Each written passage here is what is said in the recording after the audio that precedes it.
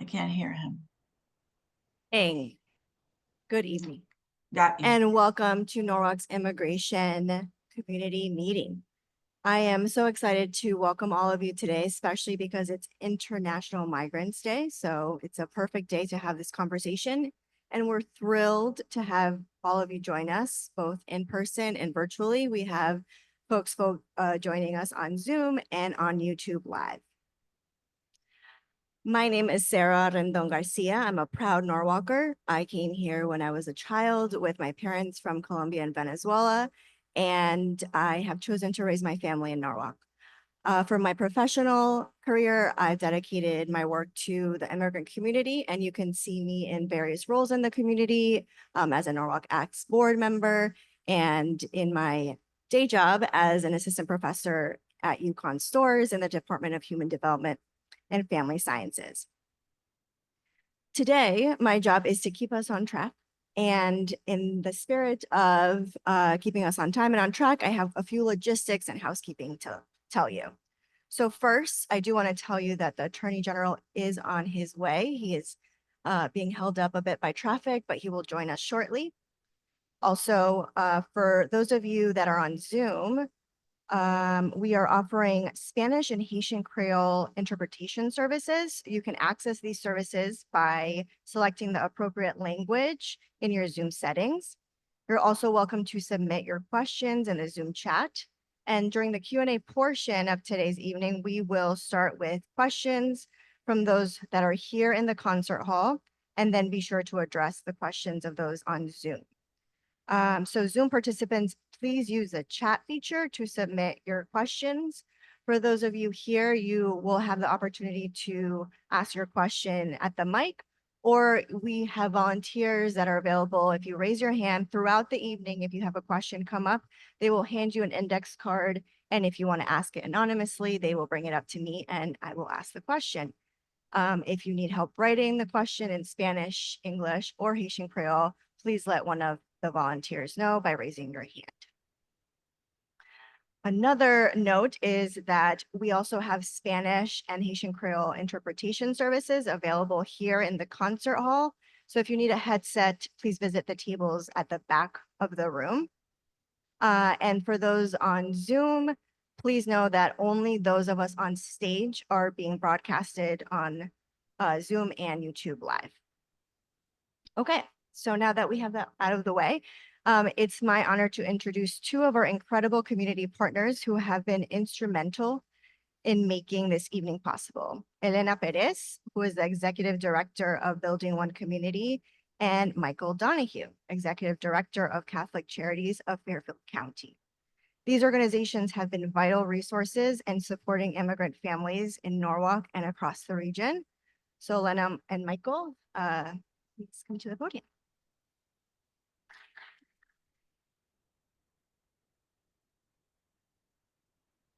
Thank you so much, Sara, and thank you so much, all of you, for being here today. Buenas tardes a todos y gracias por estar aquí.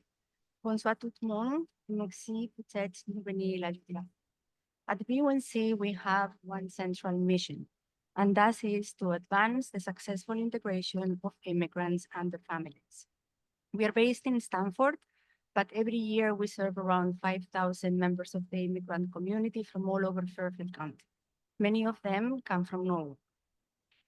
We believe in fostering a community where every individual, no matter where they come from, have the possibility and have the safe space to really become and have the resources to become contributing members of society and of the economy, like immigrants do every day.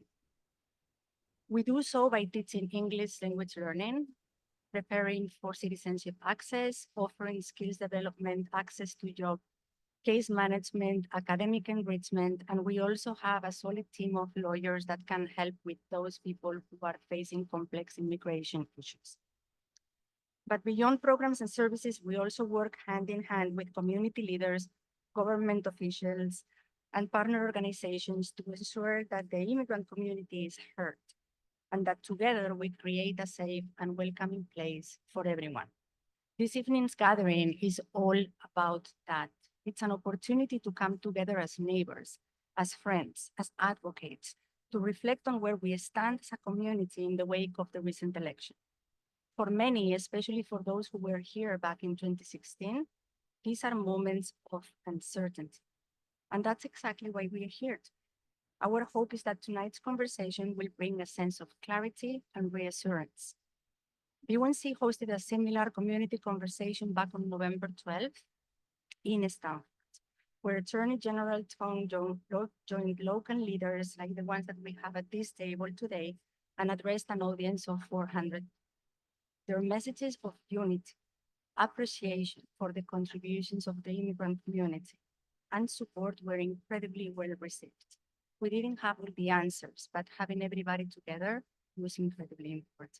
And I'm very happy that tonight here in Norfolk, we're doing the same. During the last 6 months, a Building One community has been committed to educating our staff, the immigrant community we serve, and other partner organizations, ensuring that we are all prepared as much as we can for the changes that certainly are going to come our way.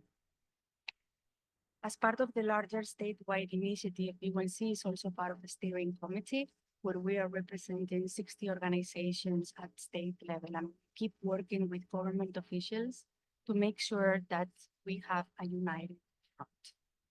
During the coming months, education is the most important single thing we can do, and we will have the power to do. Knowing your rights, putting a family plan in place, and understanding how to stay out of trouble.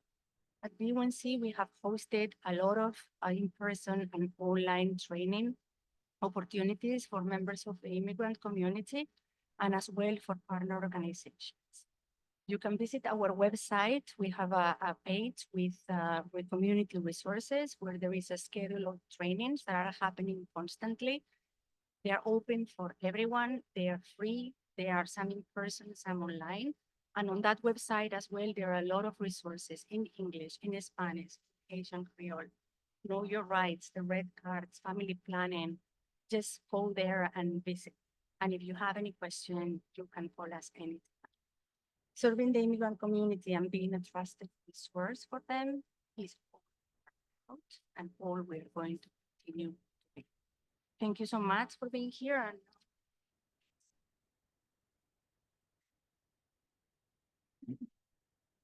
thank you, Elena. As mentioned, my name is Mike Donahue. I'm Executive Director of Catholic Charities of Fairfield County. Thank you all for being here today. It's a pleasure to see you all and to have all of you who are here with us on Zoom. So Catholic Charities of Fairfield County, our mission is to help the needy and the vulnerable of all faiths to permanently improve their lives. And we've been operating here in Norwalk and around Fairfield County and around the country for more than 100 years.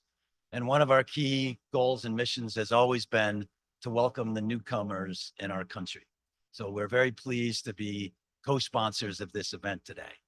But I do want to thank Elena, especially for her leadership in this area. Elena and her team at B1C does phenomenal work. They created the template for an event like this that they had in Stanford with Attorney General Tong and an esteemed panel.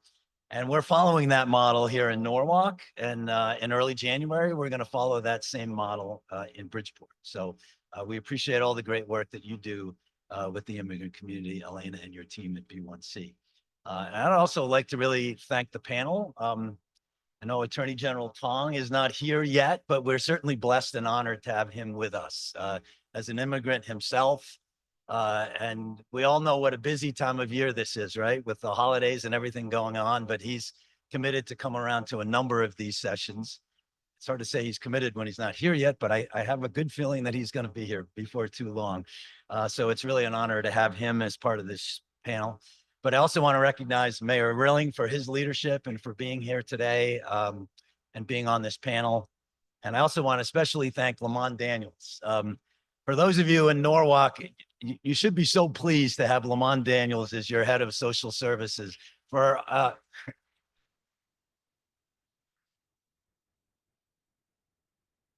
Lamont is a force and creates so much good. A lot of it happens behind the scenes, and he's never one to get a lot of credit for it. But those of us who provide social services in the city of Norwalk know the impact that you have every single day, Lamont, and we're really pleased to have you in that position and have the opportunity to work with you every day. And just thank the other panelists, Chief Walsh and Dr. Estrella, the superintendent. We really appreciate you being here as well. And I know we want to turn it over to the panel. My main message, I just have one really caution for members of the immigrant community, because we've been encountering a lot of this lately. You know, whenever there is fear or concern, and there certainly is, and probably is reason to be concerned. Attorney General Tong just is here. Come on up.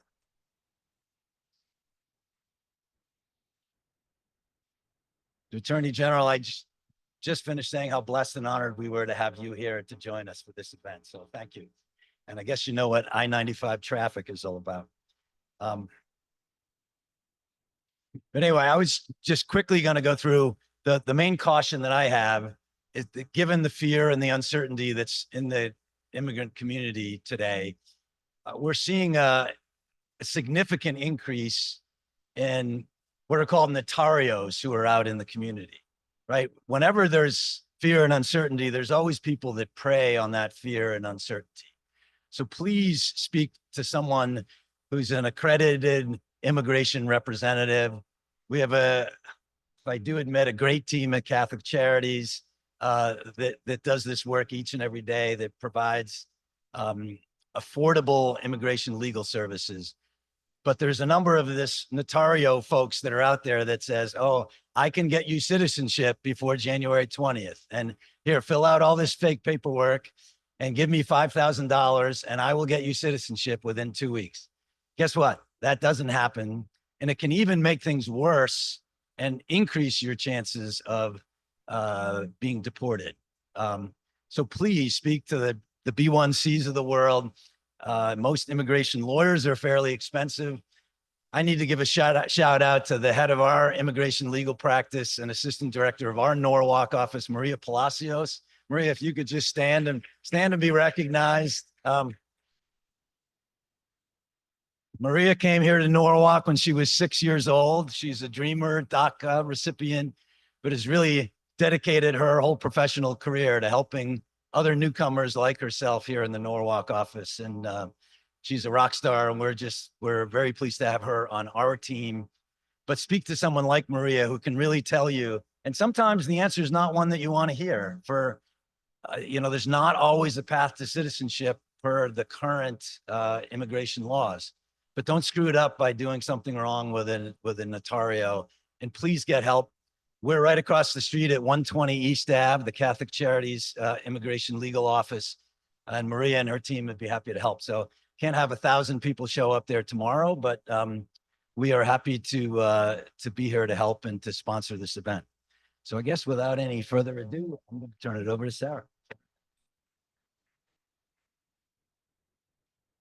All right, thank you, Michael and Elena. Tonight, as you can see, we're joined by distinguished leaders to address the challenges and misinformation surrounding immigration. So before we begin the Q&A session, each panelist will have 5 minutes for their opening remarks. And now, to begin, we're pleased to welcome the Mayor of Norwalk, Harry W. Rilling. Mayor Rilling, the floor is yours. Thank you, Dr. Garcia. I want to welcome everybody to Norwalk City Hall. You know, we're here this evening because we care deeply about our immigrant community. Norwalk is very blessed to be a very diverse community, and that gives us our strength. That makes us unique.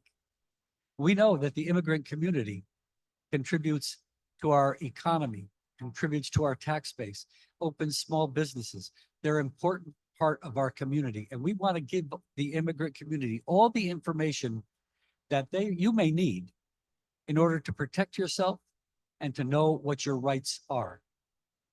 We're also very blessed in Norwalk to have tremendous amount of resources available, and all you have to do is reach out to Lamont. Now I know Mike Donahue, what he said, Lamont's going to ask me for a pay raise tomorrow. That's right. But But so there's so many resources available. And I just want to reiterate what Mike Donahue said. Be careful. People are always trying to take advantage of others who may be fearful of something. In Norwalk, we're going to do everything that you can. And if you have any questions, reach out to my office, reach out to Lamond, reach out to the police department. You'll get information that you need in order to know what your rights are. And that's critically important. So before I stop, I do want to have all the elected officials here stand. We have members of the Common Council, members of the Board of Education. We have members of the state delegation. If you could just stand and let people see who you are and they'll know.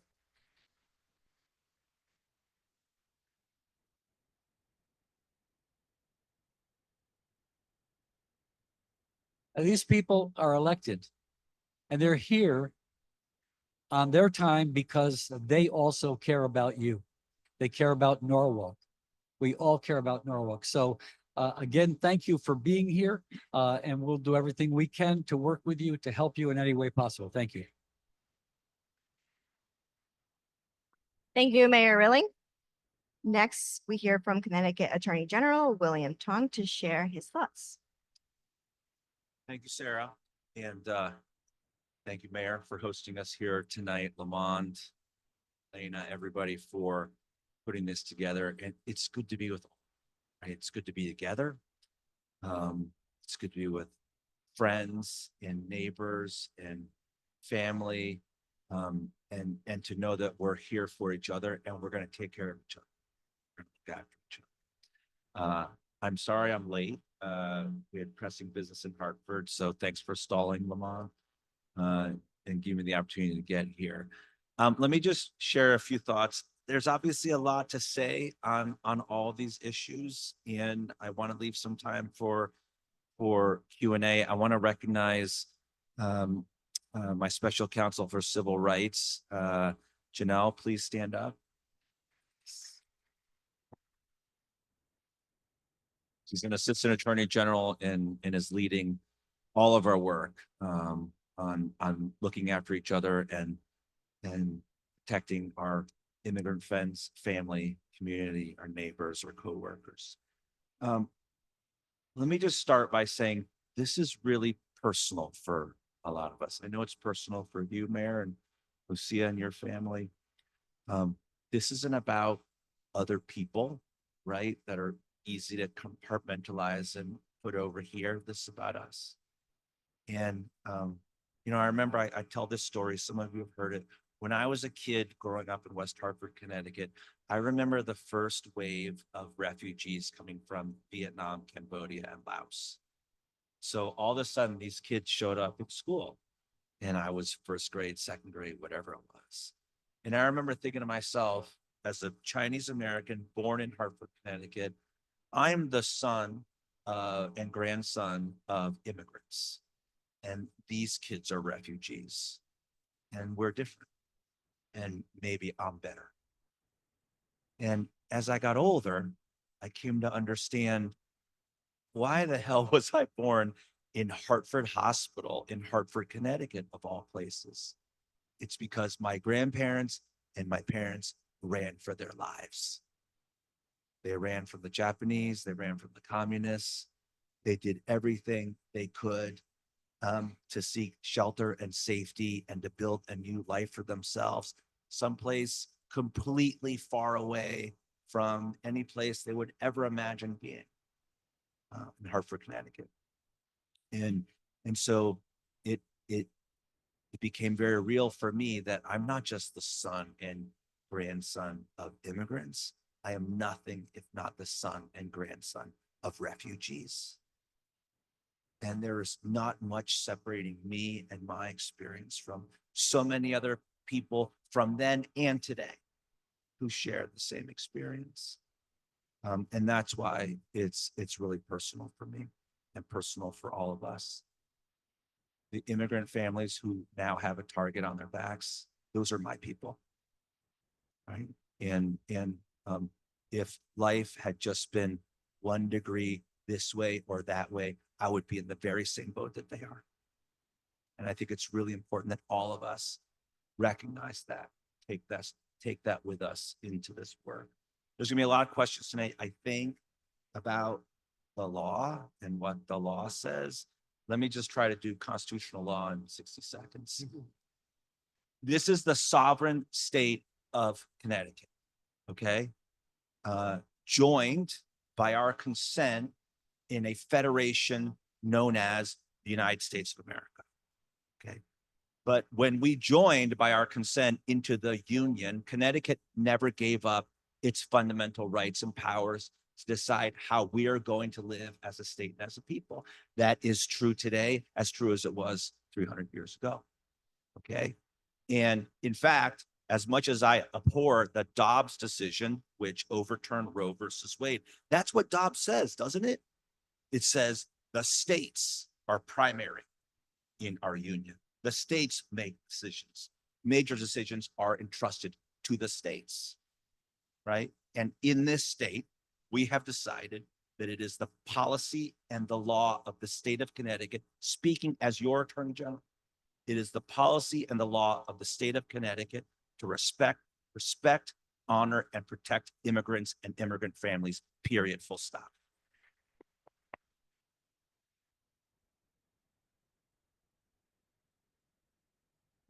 And that is what we're going to do. That is what we're going to do. And by the way, this is not a controversial statement because remember what I said? We are joined by our consent in a federation, and the states delegated limited powers to the federal government. Those powers include immigration. And so I don't want to sugarcoat it. The federal government has broad authority over immigration by design because it is something that the states decided we couldn't do each ourselves. It's something that we need a federal government to handle. So ICE has a lot of power and they have broad authority. And the truth is sometimes there's not a lot we can do about it. However, it's their job, not ours. And the law of the state of Connecticut and what we know as the Trust Act says, the federal government will do its job, we'll do our job. We don't have to help them. We don't have to do their job for them. Okay, and we're not going to. They're going to do their job. We're going to do our job. We're going to look after and protect each other. The final thing I'll say is, and you alluded to this, Mayor, this is going to get hard. And this is a day one thing, right? We know that the new administration has telegraphed that this is where they're going to go right away, and it's going to get ugly. All of us should feel free to speak and to stand up for each other. And frankly, in the new president's previous term, and frankly under President Obama too, the way we protected people was by rising up and speaking for them and building a firewall around families. But I want everyone to remember, these are real people, okay? These are real families with jobs, with homes, with mortgages, with families, with children, with relatives, okay? And I will speak for people as loudly and as forcefully as I can, but I am not going to put anybody at risk. And that's really important in this moment. They mean it, okay? What they're saying, they mean it. And so what I've said to people is I will have a press conference. The mayor and I'll have a press conference. We'll bring the chief along, but I will not have an undocumented family standing next to me. Okay. We have to remember that we can't put people in harm's way as much as they may want to speak. My counsel to people who have complicated immigration status is keep your head down, stay safe, take care of yourself and your families, and let us do the rest. Thank you.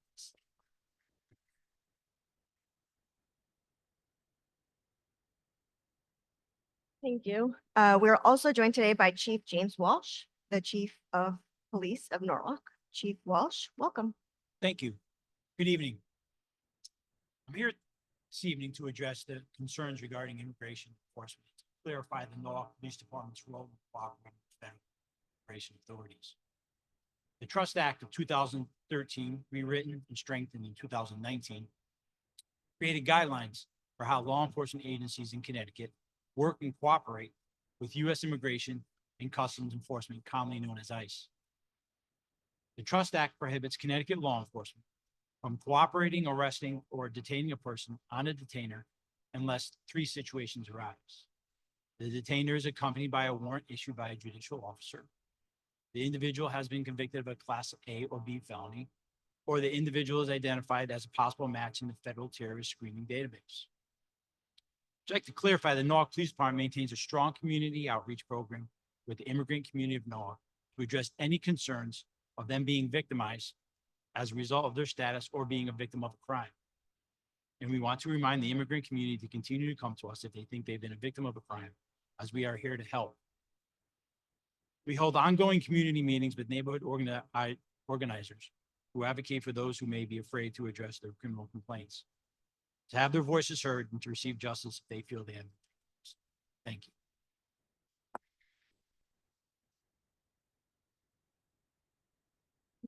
Next, we're joined by Dr. Alexandra Estrella, Superintendent of Norwalk Public Schools. Dr. Estrella, the stage is yours. Good evening, everyone, and welcome to this important event. As a child of immigrant parents who came to this country seeking a better life, I firsthand understand the importance of the conversations that are happening here today.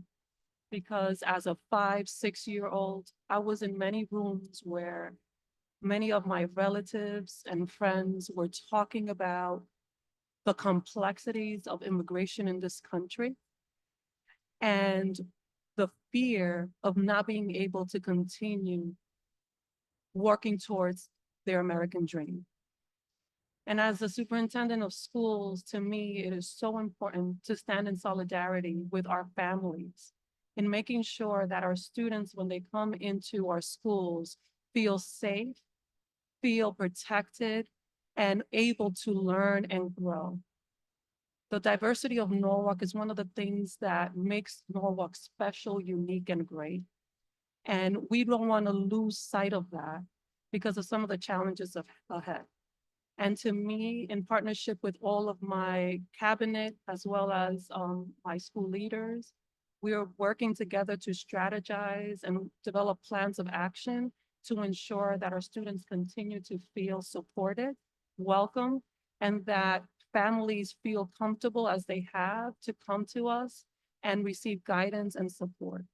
Actually, today, I've been in conversation already with our district legal counsel, and we have talked about how we can develop professionally our principals, talk to our school safety teams in developing protocols to ensure that they know what actions they need to take, what guidance they need in terms of legislation and laws that they need to be aware so that they can continue to assure families, but also maintain order, safety, and security within our school buildings. And we will continue to monitor what is happening at the federal level and work alongside the state so that we can continue to do what's best for children, which is ensure that all of them receive an outstanding education within our Norwalk Public Schools.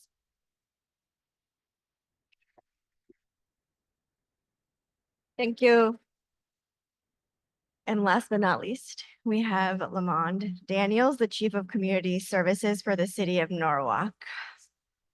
Thank you and good evening. It's so good to see everyone here. Thank you, Mayor, as this issue for allowing us to do this, and thank you, Attorney General Tong. So, as the Chief of Community Services for here of the City of Norwalk, I have the privilege of overseeing the Community Services Department dedicated to supporting the diverse community we have here in Norwalk. My role is simple. It's ensuring that City Hall remains safe, welcoming, and supportive for all of our residents who visit us upstairs in room 202. We are committed to treating every resident with dignity and respect, regardless of their immigration status, background, or circumstance. Our goal is to make sure that everyone who comes to see us is seen, heard, and supported. And we are here to provide accurate information, offer guidance, and connect you to the resources you need. One of the great strengths of our office is our team. Our staff is multilingual, and culturally responsive, which helps us ensure that we meet the needs of our community. Many of our team members bring their own personal experiences, which help deepen their understanding of the challenges you may be facing, allowing us to provide compassionate and effective services. We were most recently recognized for our Community Resource Hub, and I want to thank the mayor for that. Our Community Resource Hub here in the city of Norwalk is a valuable resource for every resident who has called Norwalk home to ask for information and assistance. While we do not directly provide information, while we do not directly provide services, we can connect you with trusted partners in organizations that specializes in the services and support services you may need. And I'll close with this. I encourage all of our residents to make use of our resources available here in Norwalk. And always remember, I think the Attorney General said this, that you are not alone. Thank you.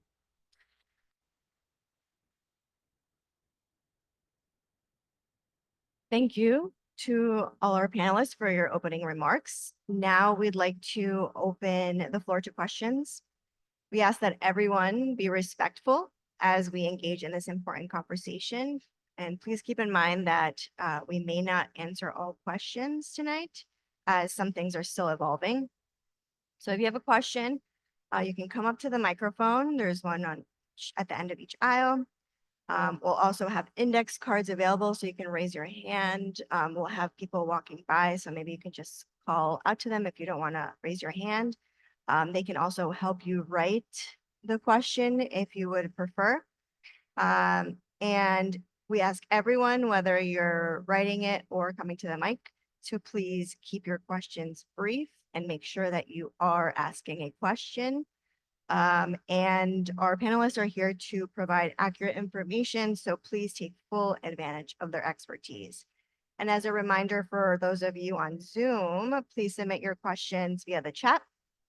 And we will address the questions in the room right now first, and then the ones in the Zoom chat.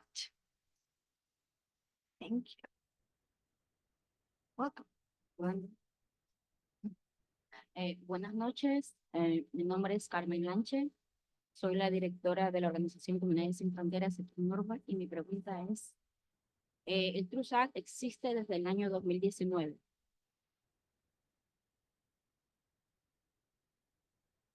Y sabemos de que ustedes están diciendo de que la policía no colabora con ICE, pero nosotros como organización sabemos que sí dan información a ICE. You're saying that the police does not cooperate with ICE, but our organization knows that it does. Hemos tenido casos de familias que no han tenido ningún récord criminal, pero en sus viviendas, al cambiarse de domicilio, antes ahí habían vivido gente que sí tenía casos severos con la policía, pero al dar esa información de dirección, encuentran a la gente equivocada. We know of some cases of people who lived somewhere, they did not have a record and they moved, but then there were people who lived there who had records, so they find the wrong people.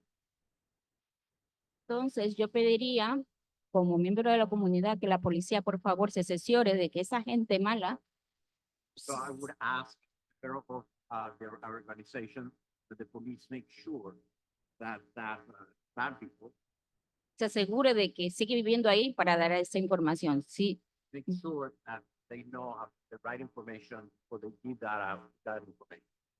porque estamos viendo que familias están separadas porque están pagando justos por pecadores, como decimos los latinos, porque ya ahí en esa nueva vivienda hay una nueva familia, un nuevo hogar con hijos, y cuando llega ICE, al no encontrar a la otra persona, coge y se los lleva detenidos.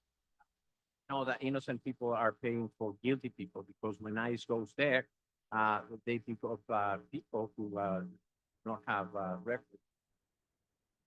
Entonces, eso es mi preocupación. Gracias. Want to speak to that? Can you clarify? Oh, sure. Yeah, so me or her? you want me to? Sarah, go ahead. Okay. Oh, okay. So she's saying that in some cases, if people who have moved to places where previously someone who had a criminal record lived, that the new people that move in are then detained because they're the wrong identity. So she's requesting that better practices are followed in those cases. ¿Hay alguna pregunta que tiene específicamente? Lo que yo pregunté es, cuando dijo el policía de que cuando ellos dan información, cuando tienen casos criminales, ¿verdad? Ujú, Dan sí. información ahí. Ajá. Pero ¿qué pasa? No se cercioran de que ya no vive esa persona que tiene un caso criminal en esa dirección. Hay una nueva Oh, ya familia en esa entendí. dirección. Okay. Y cuando llegáis, coge I got it. y So la there's a detiene. little bit, it's similar but different. So you shared that you do not share information with ICE, except in those 3 cases that you said. And so there's been times where you're looking for someone who ICE is looking for them, and you do share information and where they live. And when you go to detain, you detain the wrong people because someone new lives in that place. So she's just wondering if better practices can be ensured so that that doesn't happen. We always verify.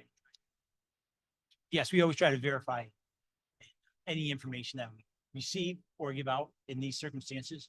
But it's always through an investigative process.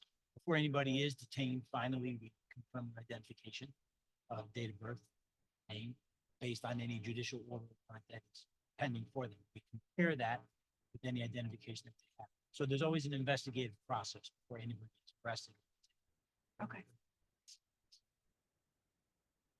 Yes, exactly. Not every arrest, not Yes. in several years, there has been, Okay. I can't recall any ICE incidents in the city of Norfolk. There have been active detainers or investigations. Okay, if the individuals that you detain by accident, if they don't have an ID on them, what's the process that's taken in those situations?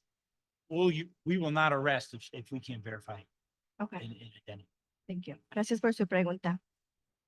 Do you have a Otra question? pregunta tengo Ah, con la permiso, señora Estrella. un momento, puede ir atrás de la línea, gracias. Hi, I'm the chair of the ESL division at Norwalk Community College, so we're very excited about this panel. And please see us as your partners. Also, we have a lot of students with all different kinds of immigration statuses.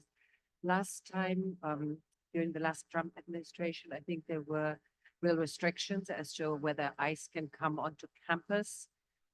What is your view of how the school have this? What are your recommendations for colleges to help protect the students? Norwalk Community College falls under the state police jurisdiction. So we don't have any say what occurs. We only respond there if something emergency aid or critical, but all the Connecticut colleges fall under the police department that governs the local colleges and the Connecticut State Police. There's a lot of conversation about that right now. Here's the hard truth. These are public places, public spaces. And as I said before, Immigration and Customs Enforcement has broad authority and law enforcement authority over immigration. And I think you should expect ICE agents to be in public places like campuses that are open broadly to all of us. I think that I think that universities and university administrators should have conversations about how they protect their campuses, particularly in confidential or closed spaces on campuses, right? And I think there's a lot of discussion about this subject at the state level right now, and how we deal with that issue. There aren't a lot of easy answers because students need to be able to go to class and professors need to be able to go to class and go in and out of buildings. But I think what you're hearing across the country from universities is that if you are a non-citizen student and you're out of the country, you should come back now. And if you're here and whatever you need to do to get your student affairs in order, your housing in order, you should do that now. And you should do everything you can to button up whatever, when I say status, your whole status as a human being, you should button all that up so you minimize the risks that you face in getting housing, in getting access to, credit card financing, all the things that you need, student loans, everything that you need to make your life as safe and successful as you can here. Thank you. I have a couple of questions from the audience. I think the first one is for the chief of police, and it's in Spanish, so I'll read it in Spanish first and then translate it. ¿Qué pasa si la policía detiene en un semáforo a alguna persona con orden de deportación? Pero esa persona tiene esa orden solo por no tener documentos, pero antes de la orden de deportación no ha cometido ningún delito. So Chief, what the person wants to know is what happens if the police stops someone, let's say in a traffic light or so on, and that person has a deportation order, but that person before, the reason why they have the deportation order is because they don't have any documents, but they have not ever committed any crimes. If a Connecticut State Police officer stops solely for traffic enforcement and throughout the investigative process, a civil detainer is found that there's no custody of that, they'll just process it as a traffic arrest, traffic ticket, warning violation. Thank you. Thank you.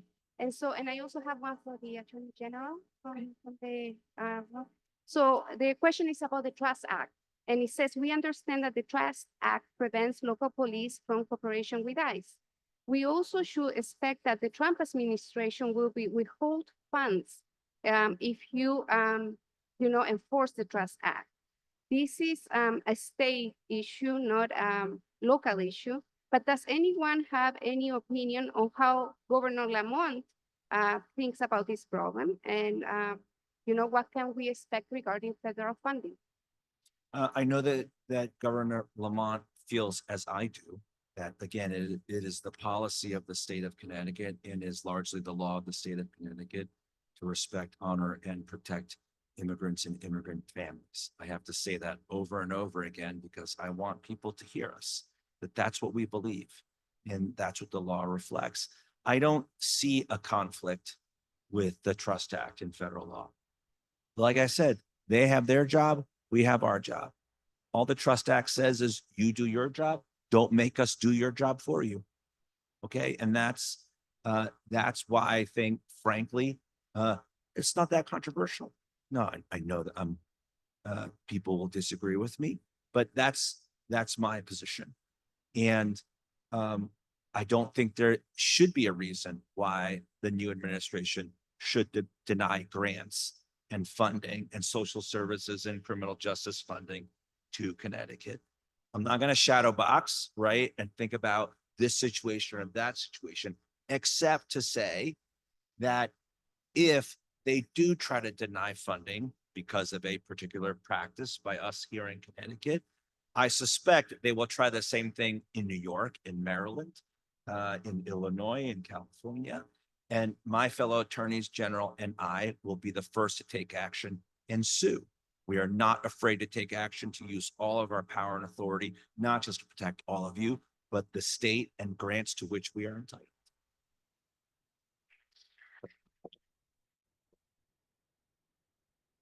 Maria? So this is kind of like a follow-up question to what you just answered. Someone asked, how do you see the potential deportations being carried out?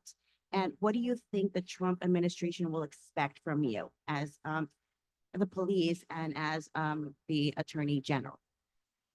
I don't think anybody can know, but I'm just going to give you my personal opinion. I think it's going to be rough. And I think it's going to be rough because, as I said before, it's not easy to take undocumented people and pull them out, put them off to the side, and just impact them and their lives. How do I know that? Because most immigrant families have mixed immigration status, right? You have under one roof someone who's undocumented, who has a green card, who's in the process, and their citizen children, like my house growing up. Okay, my dad had a complicated immigration history and was at one point out of status, undocumented. Okay, my mom was not. I was born an American-born citizen on American soil. What's that called? Birthright citizenship. Okay, and people who are critical of that constitutional provision call children with birthright citizenship anchor babies. Guess what? They're talking about me. And they're talking about a lot of us, by the way, if you think about your families. And many of you have that, who have birthright citizenship. And so when you go after a quote unquote undocumented person, you're not just going after one member of the family, you're going after the whole family. And it's very disruptive. And Madam Superintendent, if I may use a little salty language, I said in Stanford, this shit is going to get real, right? When your fifth grader comes home and says, my friend's parents were picked up and detained. I don't know where they are. And guess what happens? That whole home, right, is impacted. That family unit blows up, and it carries over the next day into the classroom. And so I think that's going to be really ugly. Now, let me just add an additional thought. They're saying that they're going to focus on violent offenders, okay, and people that are not covered by the Trust Act, people who have committed A and B felonies. Nobody here wants to shield people who have committed A and B felonies, right?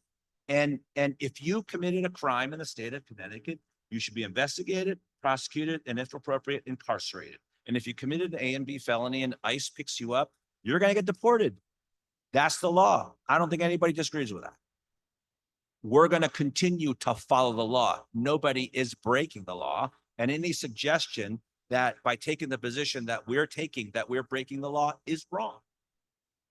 Attorney General, just to clarify, when you say A and B crimes, can you? They're serious felonies, serious physical harm to people, rape, murder, sexual assault, A and B felonies. And there's another question from Zoom that I recognize we're gonna prioritize all of you, but seems like a foundational question for the rest of the panel. How are we defining immigrants in this conversation? Who are we including in that umbrella? I think I'm including everybody, I said on the radio yesterday, I had a radio on a, fairly right-wing talk show, which I do from time to time. And I was getting a lot of heat about immigrants and those people and illegals, and they would just use what I think are pejorative terms. And I just had to stop them for a second and say, you mean the people in your everyday life that you depend on, right? They don't live in some fourth dimension. They're right here in front of you. When you go to the supermarket, right after to go pick up food, when you go to the dry cleaner, when you get your hair done, when you get your car fixed, when you go to a job site where somebody's building a building, right, in downtown Norwalk, immigrants, and by the way, undocumented people are everywhere. And I have said a couple of times, because sometimes you have to, look at the funny side of things or you'll cry. I've said America runs on two things: Dunkin' and undocumented workers. And that's just a fact. I can't change that. That's the truth. Thank you. I haven't forgotten about you. Let me give each person a turn. Hi, good night, everyone. First, I want to say thank you to all of you. I know many of you, and thank you for all of you to come here. And as an immigrant, I've been here for 11 years, and I came to this country not because was my dream. I came because I was flying, because after being a sexual trafficked, I get pregnant at the age of 15 years old. Thanks God, I met my husband. He brought me to this country, and that I now know like as my second home. And but that was not the luck for my child. I had to leave him behind when he was 4 years old. Was no easy for me. But after all of that, I fight, and now he's with me. After 6 years waiting, we're still waiting for his green card. And now that's one of our fears, and not for only for me. It's the fear of my youngest son, who is citizen. And I was trying to explain him his situation because he doesn't have his green card like on his hand right now. And he's like, Mom, what is gonna happen if they got my brother and they send him back? And I'm like, I try to calm him and says, don't think about it. Just pray to God and God is gonna protect him.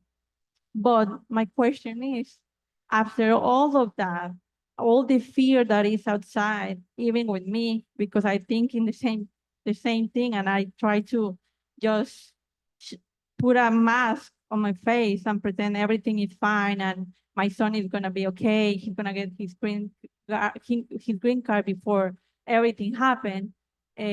There is many kids outside in Norway schools suffering in silence, and they don't have the same luck as my son because he was able to fix his status, but many of those kids, they can't. And it's not because they don't want it or because their parents don't want it to fix it. It's because there is no any law. It's nothing there that they can change their status. So how the schools of Norwalk are gonna help those kids that are living in fear? And many of them don't have any health insurance that they can go to get emotional support, psychological support, and they are suffering in silence, full of fear. Thank you again.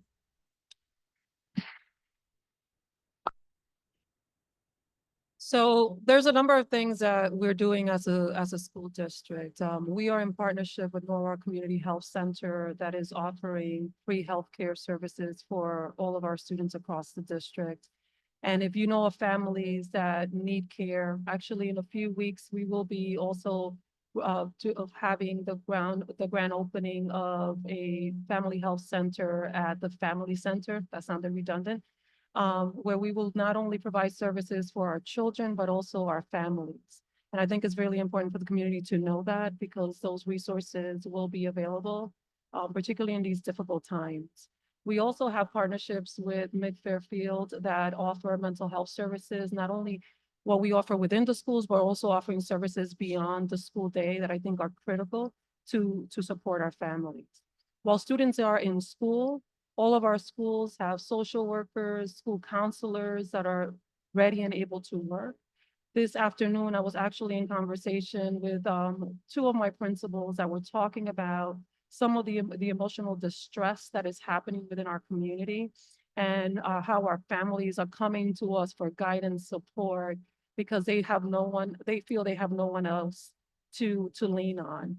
And we have been advising them of the services that we have available within the school. And I encourage everyone in this room, if you know of someone that has children within our school system that needs that support, to please encourage them to reach out to their principals, to their teachers, because we do have the services within our school system to alleviate some of the emotional distress that exists within our community as we speak. Thank you. You've been waiting for a while. Hi, panel. Thank you so much for being here. My name is Sarah Malhotra, Rowan Center, Sexual Assault Crisis Agency. So we also offer like crisis counseling, free crisis counseling, no matter what people's status. So if anyone needs anything, but we are also the ones that respond to the hospital. So Stanford Greenwich Norwalk Hospital, when anyone needs a safe kit. So my question, I have a few kind of logistical questions, and I can understand that you might not have the answers to them. Does HIPAA protect undocumented folks? So like, let's say ICE shows up at the hospital while someone is getting a kit done. If the doctor or nurse knows that they are undocumented, does HIPAA protect them from having to disclose that to ICE?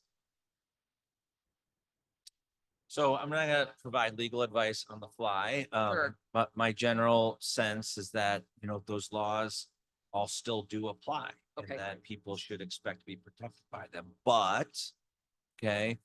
I think you should all assume that if ICE and the federal government are aggressive in their enforcement, and I expect them to be, that they will try to get information wherever they can. So if you work for a healthcare provider, for example, you should consult with your lawyers now so that you know what your answer is going to be and how you're going to handle that situation.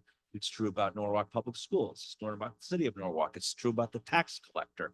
Everyone should be having those conversations now. Thank you. This is a community conversation as well. So I know we have a lot of leaders from our community and I don't want to call you out, but if you have particular knowledge to answer some of these questions and you want to share on the mic or even on an index card, please do. Yeah, we would love to know trainings and stuff. If that makes sense, like we would love to be, prepared. We definitely want to make sure we're doing everything we can for our victims and no matter what people's status. I'm sorry, I didn't. As far as Husky goes, I know some folks, undocumented folks also use Husky. Do you believe that will still be protected or that might also be something that is possibly a vulnerability for people? I expect the state of Connecticut is going to take care of people and provide healthcare. I really appreciate that. Thank you so much. This is for And if I could just add, I mean, good to see you. I want to encourage those that are here, those that are watching. If these issues come up, let us know. That's why we're here. You have partners, as I pointed out, you're not alone. Hey, city, hey, district, this happened. And then we are committed. We have a team to help you figure that out.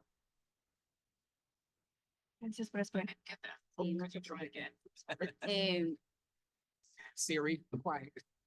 El TRUSAC dice de que los lugares sensibles donde no se puede meter ICE para deportar son las iglesias, hospitales, escuelas. Are you talking to Mike, please?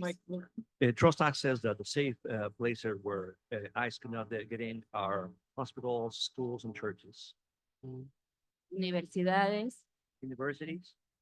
pero recientemente Donald Trump en una entrevista esta semana dijo que no va a respetar esos lugares sensibles. But recently, on an interview, Donald Trump says that he's not going to respect those sensible places. Y que va a usar a los militares para deportar a la mayor cantidad posible de personas. That he's going to use the military to deport the biggest quantity of people possible. Mi pregunta es, ¿la ciudad o el estado está preparado para hacer respetar todas las leyes del TRUST Act? My question is, the city is prepared to make the Trust Act to be respected on all its laws and entitlements. Well, I mentioned earlier, the Trust Act is very specific on the things that the police department can get involved with. Now, I know Chief Walsh is very dedicated to making sure that his officers follow the Trust Act. We do not offer information to Immigration and Customs Enforcement. There are 3 things that would trigger that, and that's the only time. Thank you. And also, if we started to receive intelligence that that was occurring or about to occur in Norwalk, I do believe that the state of Connecticut would step in and protect our local communities through legislation suits. Thank you. Good evening, everyone. My name is Yesenia Paredes, and I'm the principal at Silvermine Dual Language School in Norwalk. And I concur with what Dr. Shreya was just saying about our conversation this afternoon, which triggered me being here this evening. The last few weeks have been very difficult at Silvermine, so I'll start by saying that. As the climate increase and our families have become increasingly scared to come to school and even send their children to school, and hoping that I'm able to provide them with the answers that they need to know that they are safe. And also ensuring children that their friends are going to be safe, because it's not only the children that are going, it's also the children that are sitting in the class with those kids that have been with them for the years that they've been in our school. Another issue that we continue to have, and I'm not sure how to support my families, is the increasing, I guess, just this to chase from landlords in our town, adding clause to some of the lease that our families are getting, especially when they know that they don't have documents, and adding small clause at the end saying that your moving day is on the 1st. And if you're not there on the 1st, then you're not able to move in. We know that once you start paying rent on the 1st, that's your apartment. So we have families who've life savings, and I say life savings because to pay for 3 months of rent, or security is a lot of money, are losing everything. And we have tried to support, but who do they speak to in the event that they are not documented? Who do we send them to and how do we support our families? And because there's just a lot going on. Can I add, because there's a Zoom question related. Thank you. Thank you. This is specifically to the mayor and police, but anyone can answer. What is the city's commitment to regulate housing and ensure that illegal housing is stopped in light of landlord abuse against immigrants and substandard housing? Yeah, I'll start by, thank you, great question.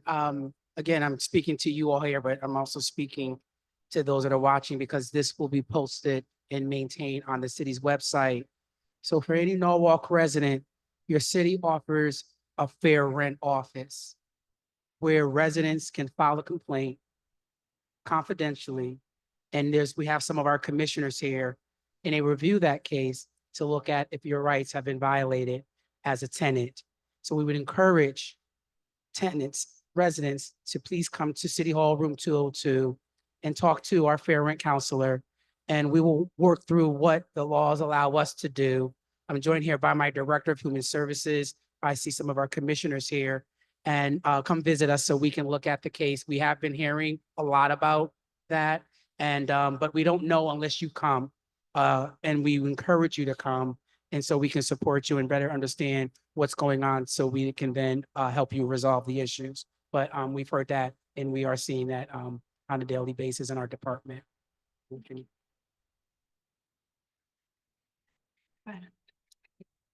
My question is directed towards Attorney General.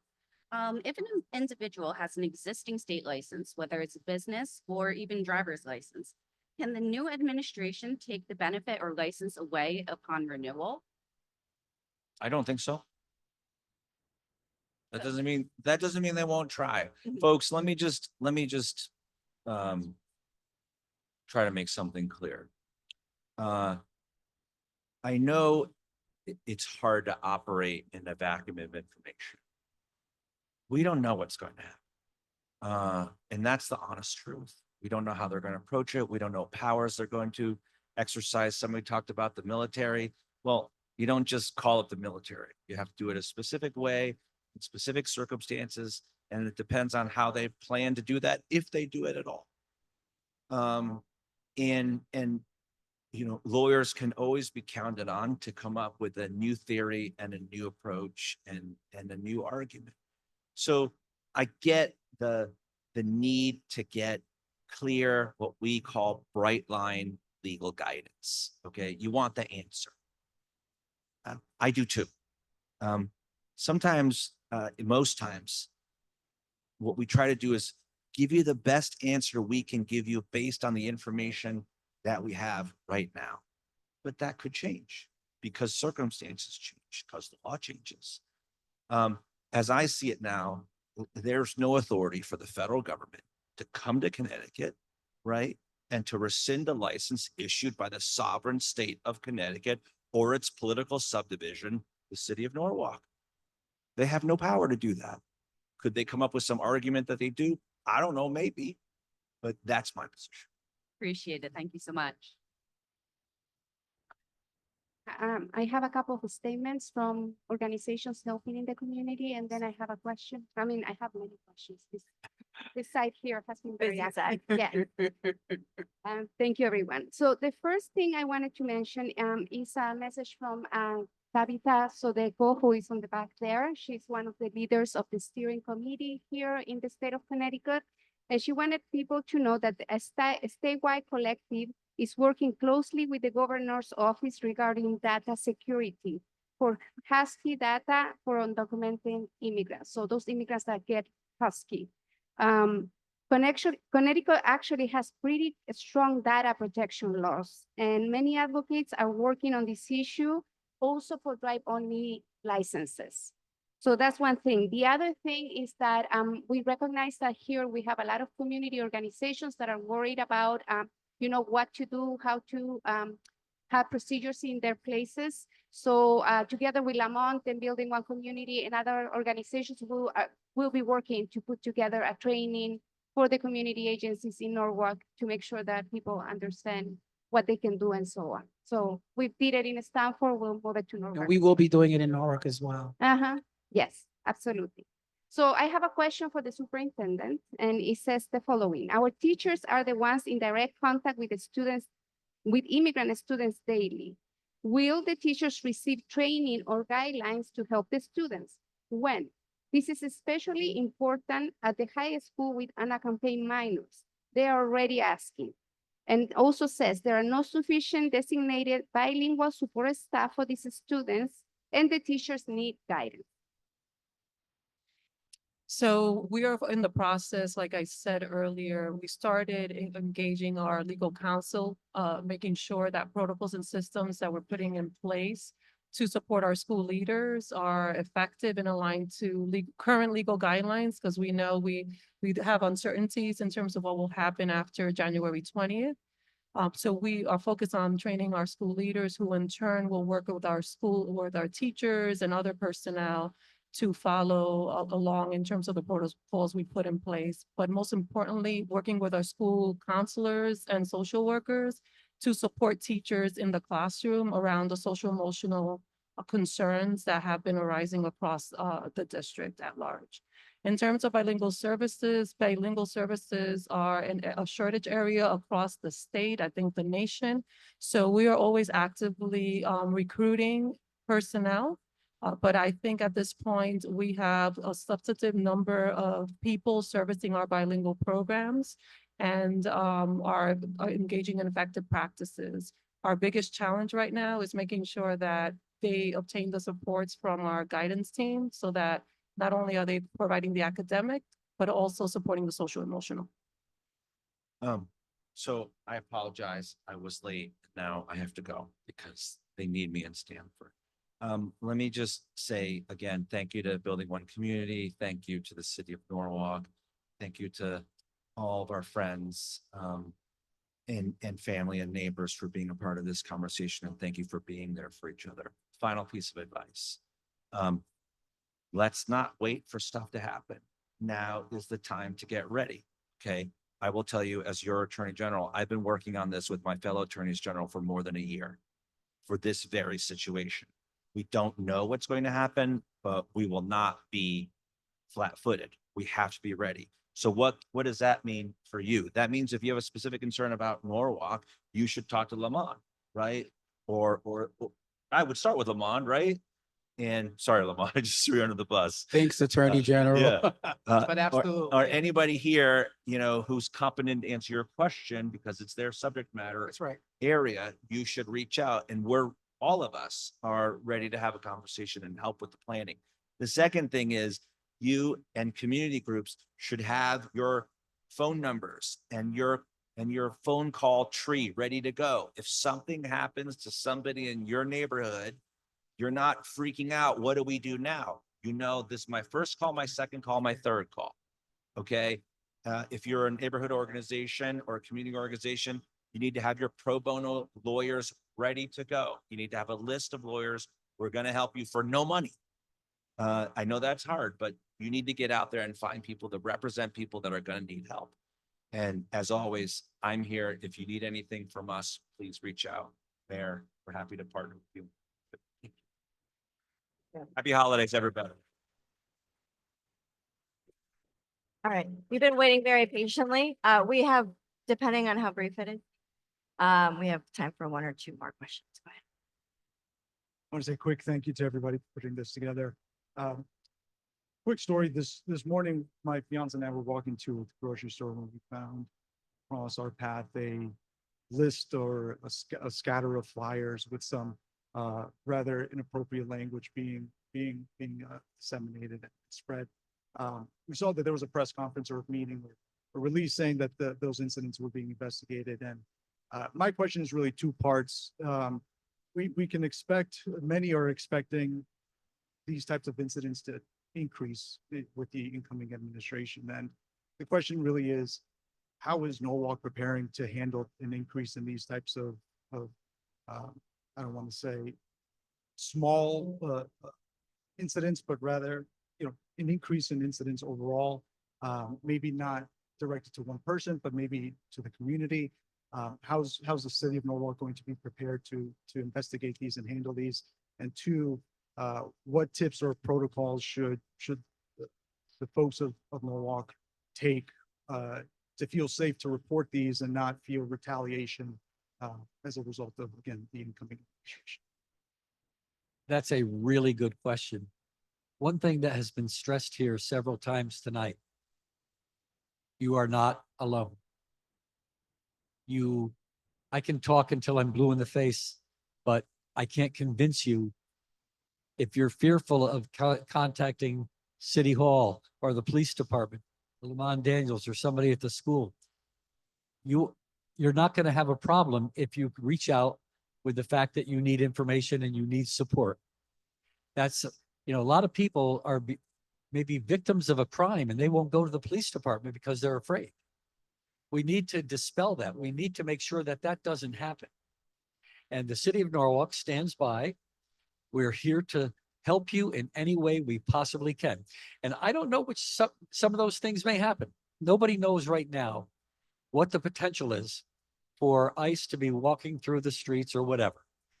I would hope that a lot of this is embellished, but you need to be safe, you need to be comfortable, but you need to make sure that if you need help, you seek help. Because the worst thing in the world to do is not come to the police department, come to the city, or come to Lamont. Lamont has a wealth of organizations that work together that have so many resources for you. We have resources with housing, with support, mental health, social emotional. We have so many ways, so many organizations that are here to help for free. And so don't be afraid to ask for the help. And you are not, stress it again, you are not alone. We are here to work with you, to help you in any way we possibly can.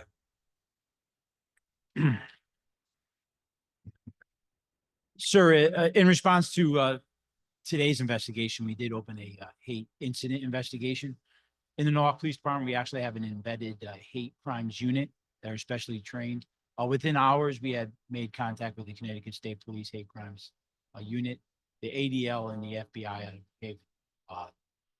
Our full detective bureau, once notified, was out here canvassing the whole area. It appears that a lot of the flyers were centered in this area. We are canvassing cameras, doing door knocks to see what people saw. We've narrowed the time down. The investigation is continuing, but rest assured, the Norwalk Police Department is fully prepared to investigate hate crimes and hate incidents in the city. Okay. Thank you. Before we close, 2 minutes. Hello, my name is Alvaro Huerta. I just wanted to follow up for the questions that were directed to our superintendent about the mental health services that are available. I am a clinician for the LINK program with Mid-Fairfield Community Care Center, and I just wanted to follow up and let you know that we have clinicians specifically for immigrant, both documented and undocumented, at no cost in both high schools, middle schools, and elementary schools. So those are the supports that, in coordination with the public schools, we are bilingual clinicians and K coordinators to help. And anybody can refer to our programs, teachers, principals, parents, friends. So we do have these services at your disposal. I just wanted to follow up. Thank you. Okay, so we have to close our meeting. I'm sorry we didn't get to all the questions. But as we approach the end of our meeting, I'd like to welcome Jennifer Arjona, CEO of Norwalk Acts, to the podium to provide closing remarks.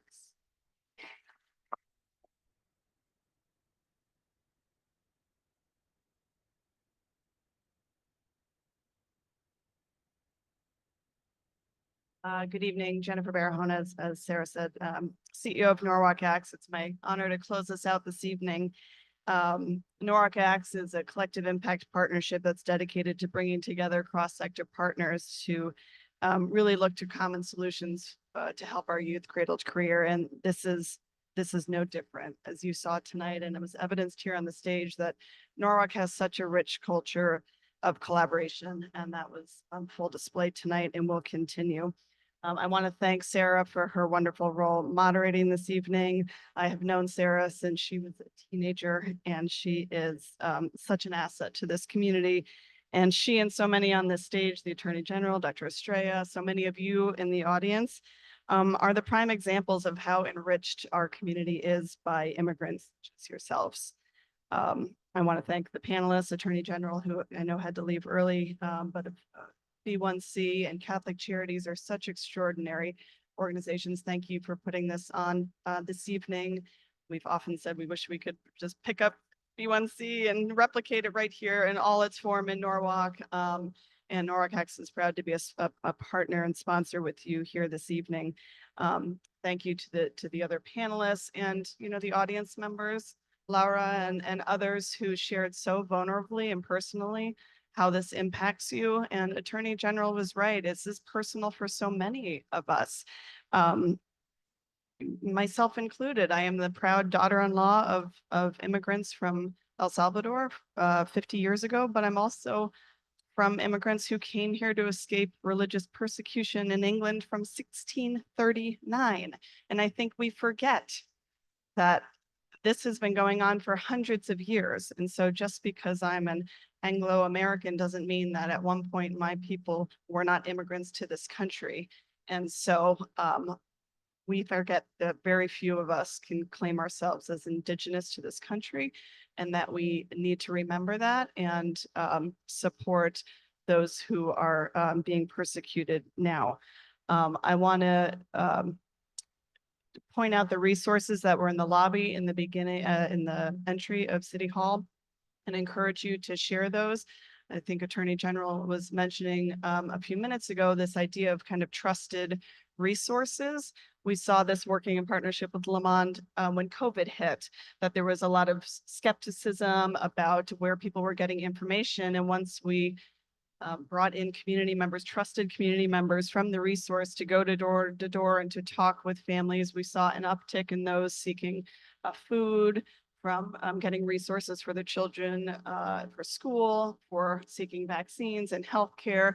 And so this is the same. It's really incumbent upon all of us to help spread and share the information and the knowledge that we have deep into communities so that those trusted messengers can be supporting the folks that need it the most. So I think, as was mentioned several times, we don't have all the answers, but we are a community that comes together, and we're going to support one another through this really difficult time. And thank you all for coming out this evening on a rainy evening. I wish you all a safe journey home, and make sure you're taking advantage of the resources that were mentioned this evening, and best wishes for peaceful holidays, whatever you celebrate, and into the new year.